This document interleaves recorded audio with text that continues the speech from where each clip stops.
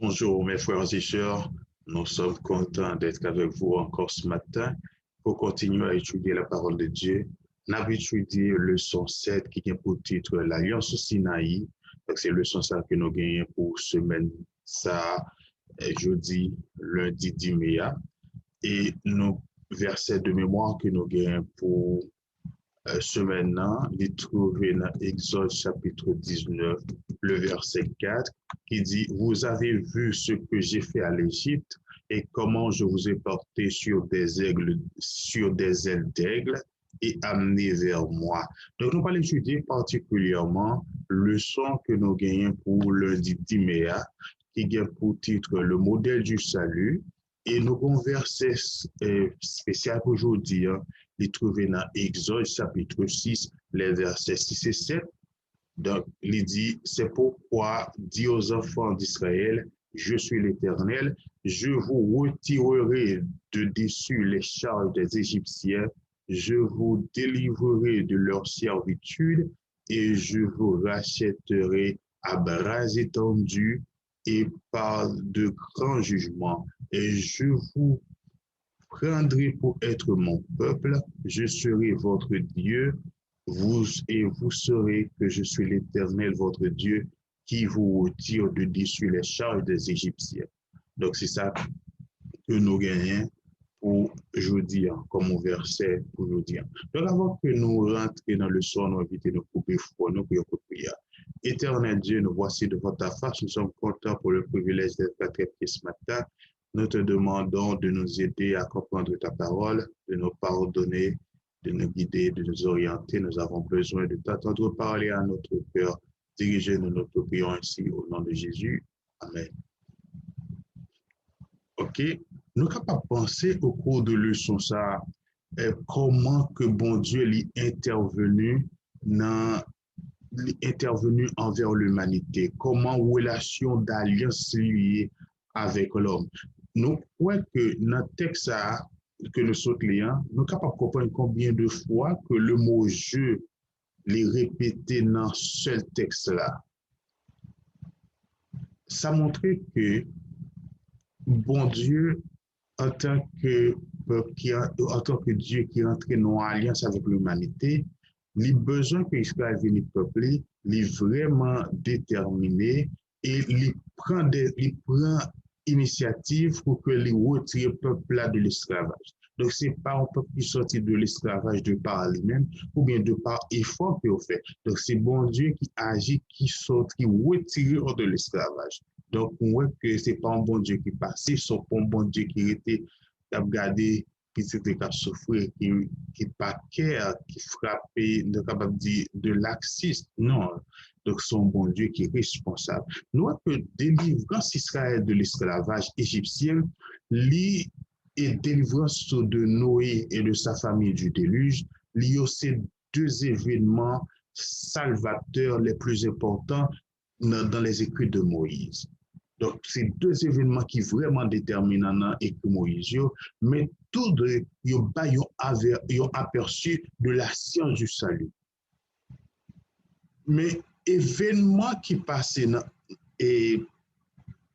Exode là, il fournit un modèle qui est beaucoup plus exact, un modèle de base de salut. Parce que dans ça, bon Dieu dit que dans le modèle Exode là, il dit lorsque Dieu dit à Israël par l'intermédiaire de Moïse, il dit je vous rachèterai.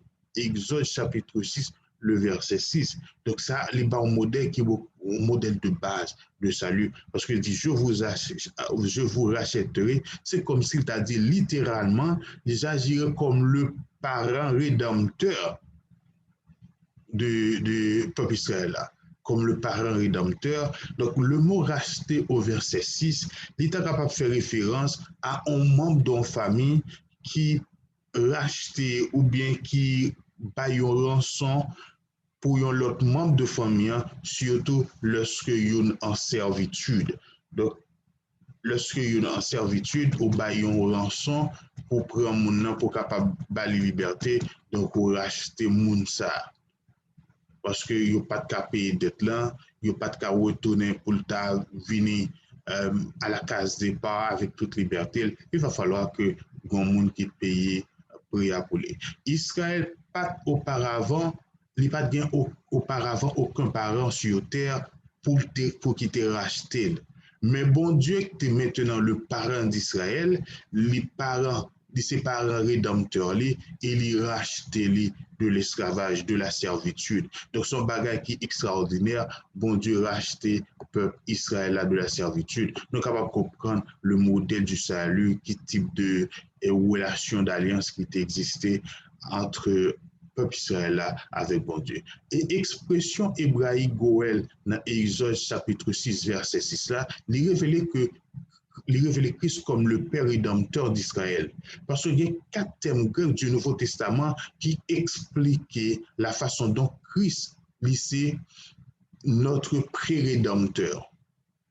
Il y a 4 mots différents utilisés pour désigner rédemption dans le Nouveau Testament. Nous avons agorizo, nous avons hexagorizo, nous avons lutro et nous avons apolytrosis. Donc, c'est 4 mots que vous utilisez dans le grec pour désigner le salut. Premier mot, c'est agorizo, c'est rédemption, qui dit que Jésus est venu sur terre pour pour nous localiser dans notre dépravation.